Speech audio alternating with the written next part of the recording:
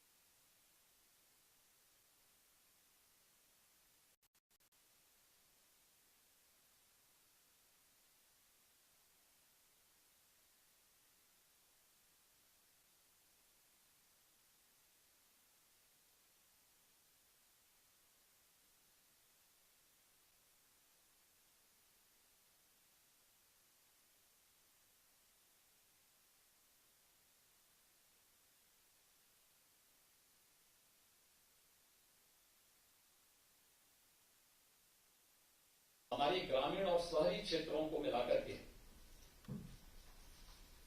ग्रामीण क्षेत्र में हमारे पास जो ग्राम पंचायतें हैं वह 58,055 हैं और शहरी क्षेत्र में हमारे जो वार्ड हैं वह 12,000 हैं।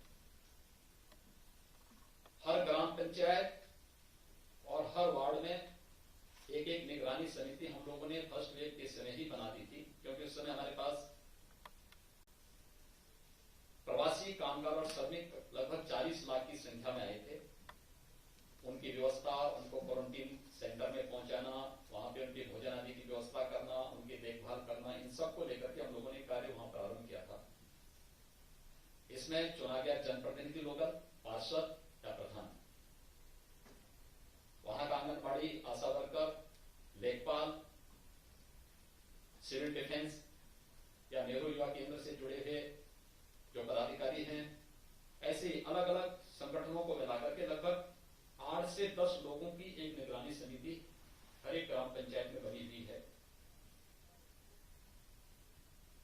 इसका उपयोग हम शेष अन्य समय में स्वच्छता, सैनिटाइजेशन और फॉगिंग आदि की देखरेख में या ग्रामीण क्षेत्र में या शहरी क्षेत्र में गरीबों को जो खाद्यान्न वितरण हो रहा है उसमें भी इनको हम उपयोग करते थे कि आप लोग इसको अपने सामने वितरित करवाएंगे, जिससे कहीं कोई समस्या ना निकले। हम लोगों ने इसको 3 मई से ही एक्टिव करवा दिया था कि आप लोगों को 2 काम करना है। हर एक निगरानी समिति के पास इंफ्रारेड थर्मामीटर, पल्स ऑक्सीमीटर और सैनिटाइजर की व्यवस्था, मास्क आदि पहले उन्हें उपलब्ध करा दिए गए और उन सब के पास ये व्यवस्था कि उनको एक ओर से जाना है, क्योंकि लगभग 1 लाख के आसपास हमारे पास राजस्व गांव है। अब एक ग्राम पंचायत में कई राजस्व गांव होते हैं, राजस्व गांव में भी कई पूर्वे होते हैं। इसलिए उनसे कहा गया कि आप लोग राजस्व गांव को केंद्रित करते हुए स्क्रीनिंग की कार्रवाई करें, संदिग्ध और हर लक्षण युक्त व्यक्ति को चिन्हित करके उनकी सूची बनाइए। सूची बनाने के बाद उनको एक एक मेडिकल किट उपलब्ध कराइए और ये सूची उसी दिन आप ICCC में जनपद के अंदर पहुंचवाइए, जिससे जिले के अंदर ICCC के साथ उसका सत्यापन किया जा सके। ICCC उसका सत्यापन कर ही रहा है, लेकिन मैंने इधर ये भी कहा है कि आप उस ICCC को मिलने वाली उस सूची की एक प्रति स्थानीय जनप्रतिनिधियों को भी उपलब्ध वे भी इस बात का सत्यापन कर लें कि मेडिकल किट उन लोगों तक मिल रहा है कि नहीं मिल रहा है। और ये सूची आरआरटी रैपिड रिस्पांस टीम एक हमारी है जो वहां जाकर के जितने लक्षण युक्त और संदिग्ध मामले उन सबका एंटीजन टेस्ट करें। ये व्यापक पैमाने पर ग्रामीण क्षेत्र में कार्य प्रारंभ हुआ है और इस अभियान के तहत हम लोगों ने 15 मई तक 10 लाख मेडिकल किट ग्रामीण क्षेत्र में अभी तक उपलब्ध कराए हैं। हर संदिग्ध और लक्षण युक्त व्यक्ति को या उनसे जुड़े हुए किसी ऐसे कॉन्टैक्ट ट्रेसिंग से जुड़े हुए व्यक्ति को हमने कोरोना कर्फ्यू उत्तर प्रदेश के अंदर इसीलिए 24 तक एक्सटेंड किया है कि निगरानी समिति और तेजी के साथ आगे कार्य कर सके और हर एक गांव पूर्वा मजरा तक पहुंच सके। और ये स्क्रीनिंग की कार्रवाई, टेस्टिंग की कार्रवाई निरंतर चल रही है। आरआरटी से भी कहा गया है कि बहुत सारे मामलों में देखिए फर्स्ट वेव में मेडिसिन किट देने की आवश्यकता नहीं पड़ी थी। फर्स्ट वेव में केवल गांव में संक्रमण उतना नहीं था, लेकिन उन लोगों ने वहां पर होम आइसोलेशन में रह करके, कोई ऑब्जर्वेशन में रह करके उन लोगों को, ज्यादातर लोग ठीक हुए थे, जिनको आवश्यकता पड़ती थी उन्हें हम L1 फैसिलिटी के हॉस्पिटल में लेकर के आते थे और L1 फैसिलिटी के हॉस्पिटल में उनको सामान्य ऑब्जर्वेशन में रख करके वे लोग उपचार करके ठीक होते थे। सेकेंड वेव में एक बात देखी गई कि पहले 2-3 दिन के अंदर अगर दवा उसने ले ली तो क्रिटिकल होने से वो बच जाता है, उन्हें ऑक्सीजन की आवश्यकता नहीं पड़ेगी, अन्य क्रिटिकल स्थिति में पहुंचने की स्थिति नहीं होगी। इसी बात को लेकर के हम लोगों ने मेडिकल किट निगरानी समिति के जिम्मे किया कि निगरानी समिति इसको पहले चरण में स्क्रीनिंग के साथ वितरित करे और इस कार्यक्रम को टेस्टिंग के साथ जोड़े। दूसरा, एंटीजन टेस्ट के बाद कुछ ऐसे संदिग्ध मामले होंगे जिनका आरटी-पीसीआर टेस्ट कराना है, आरआरटी इसको तत्काल तय करे। हमने इसीलिए सभी 108 से जुड़ी हुई एम्बुलेंसेस को इसी के लिए डेडिकेट किया है। इसके अलावा उन लोगों को भी वाहन उपलब्ध करवाए गए हैं। ये भी उनको कहा गया कि सेकेंड वेव में एक और बात देखने को मिल रही है कि आरटी-पीसीआर में भी व्यक्ति नेगेटिव आ रहा है, लेकिन उसमें लंग्स उसके प्रभावित हैं। उस मामले में डिजिटल एक्सरे या सीटी कैसे हम करा सकते हैं, नजदीक के किसी सेंटर में ले जाकर के इसकी व्यवस्था आरटी टीम वहां पर सुनिश्चित करें, एक इस कार्यक्रम को आगे बढ़ाना। दूसरा, व्यापक पैमाने पर स्वच्छता सैनिटाइजेशन की कार्रवाई को आप युद्ध स्तर पर आगे बढ़ाइए। ये हमारा पहले फर्स्ट वेव से ही ये लगातार चलता रहा। इस कार्यक्रम को हम लोगों ने निरंतरता प्रदान की है और ये कार्यक्रम हमारा निरंतर अभी भी चल रहा है और हम इसको लेकर के अभी भी उसी प्रकार से टीमें बनी हुई हैं। देखिए फर्स्ट वेव आई थी, हमने टीम 11 बनाई थी। सेकेंड वेव आई, हमने टीम 9 बना करके अलग अलग टीम को अलग अलग प्रकार की जिम्मेदारी देकर के और पूरी जवाबदेही तय की गई कि हर टीम अपनी अपनी जवाबदेही के साथ उस कार्यक्रम को आगे बढ़ाएगा। आज उसी का परिणाम है कि फर्स्ट वेव के समय भी उत्तर प्रदेश के बारे में कहा जाता था कि उत्तर प्रदेश में अगस्त और सितंबर में 1 लाख केस पर डे आएंगे और सेकेंड वेव के समय भी यही कहा गया कि अप्रैल और मई में यूपी में 1 लाख केस पर डे आएंगे। उत्तर प्रदेश में आज जो मैंने आपको बताया है 10,600 पॉजिटिव केस आज आए हैं, यानी कल मॉर्निंग से कल सुबह 6 बजे से लेकर आज सुबह 6 बजे के बीच में 10,600 पॉजिटिव केस हैं। और जो हमारे पास एक्टिव केस थे यूपी के अंदर, लगातार उसमें कमी हुई है। हमारे प्रदेश की वर्तमान में जब ये पीक में था, पॉजिटिविटी रेट लगभग 22% तक गया था, आज ये घट करके 5 से नीचे है। CFR हमारा 1% के आसपास अभी भी बना हुआ है। ये उत्तर प्रदेश की एक सामान्य स्थिति जो आपके सामने मुझे रखनी थी, ये सामान्य स्थिति है। रही बात वैक्सीनेशन की, उत्तर प्रदेश आज 1.5 करोड़ वैक्सीन प्रदेश के अंदर प्रदेश के नागरिकों को उपलब्ध करवा चुका है। अब ये 1.5 करोड़ लोगों को वैक्सीन अब तक हम उपलब्ध उत्तर प्रदेश के अंदर करवा चुके हैं, लेकिन इस कार्यक्रम को आगे बढ़ाने की भी दिशा में हम लोगों ने प्रयास प्रारंभ किया है।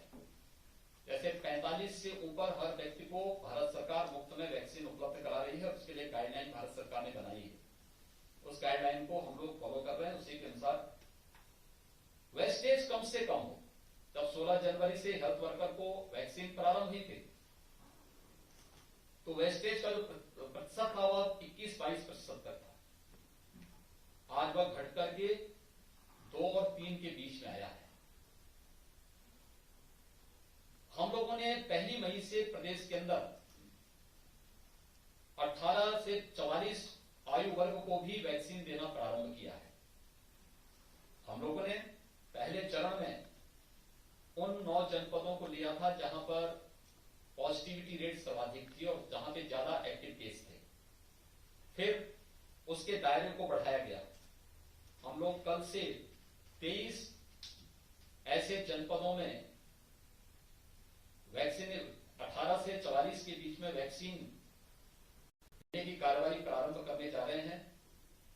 हमारे सभी 18 जितने भी ये 18 जो कमिश्नरी हेडक्वार्टर हैं गौतम बुद्ध नगर समेत प्रदेश के अंदर जो हमारे नगर निगम हैं इनमें वैक्सीनेशन की हमारी कार्रवाई चल रही है और उसमें वैक्सीनेशन के कार्यक्रम को हम युद्ध स्तर पर आगे बढ़ा रहे हैं।